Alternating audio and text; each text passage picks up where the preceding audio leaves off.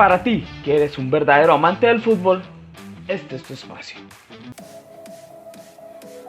Mercado movido, el que ha tenido el fútbol colombiano estos últimos días.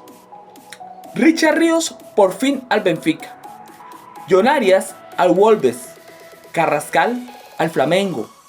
Juanfer a River. Y muy posiblemente Nelson de Osa al Betis. Mercado bastante interesante. Y aún nos queda por resolver la novela de Lucho Díaz al Bayern. Cambio de equipo que me parece le caería muy bien. Sobre todo después del desacierto que tuvo en el manejo del tema Diogo Jota. Pero bueno, eso no es lo importante acá. Acá lo de resaltar realmente es que el fútbol mundial ve con muy buenos ojos el talento colombiano. Algo que no hace más que demostrar que sí hay bastante material como para armar una selección Colombia de categoría. Hay que empezar a creernos el cuento.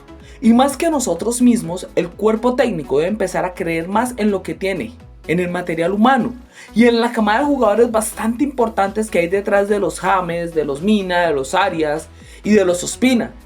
Y empezar a darle más oportunidades a otra clase de nombres que siempre lo han hecho muy bien, pero que para Lorenzo siempre han estado ahí como en un segundo plano. Porque ojo, a pesar de tantas cosas que han salido mal en la selección, acá jamás ha estado en duda la categoría de la selección y menos de los seleccionados como tal. Acá el problema y los cuestionamientos han sido siempre por lo mismo, por el pésimo manejo que desde el cuerpo técnico se ha tenido con los jugadores y la disposición de los mismos en cancha. Acá se usan jugadores en posiciones muy poco habituales para facilitar el trabajo de otros que aportan un poco menos.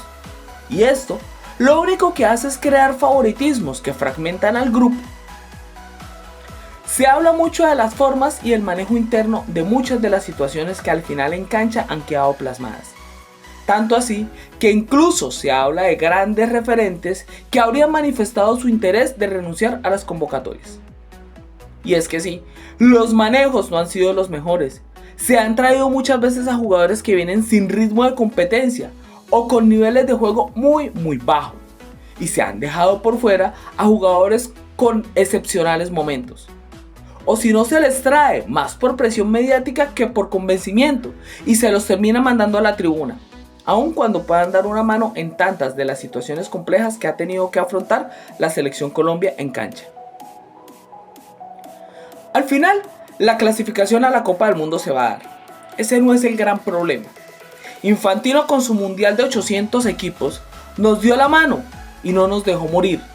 Porque seamos honestos, estamos haciendo la misma campaña que dejó a Reinaldo Rueda por fuera de la Copa del Mundo de Qatar. Para los defensores de Lorenzo, les cuento que la campaña con Néstor Lorenzo a hoy es exactamente la misma que con el DT colombiano. Y con el peligro de ser peor. Porque solamente para igualarla, porque ya no se supera, solo para igualarla se debe sí o sí ganarle a Bolivia y a Venezuela. Entonces, si ponemos las cosas desde esa perspectiva, al final no se evolucionó en manos de Néstor Lorenzo, simplemente se mantuvo lo hecho hasta ahora. Por eso digo que la clasificación no es lo importante. Acá lo preocupante para Colombia es que juega mal, y Lorenzo parece ser el único que no se da cuenta de eso.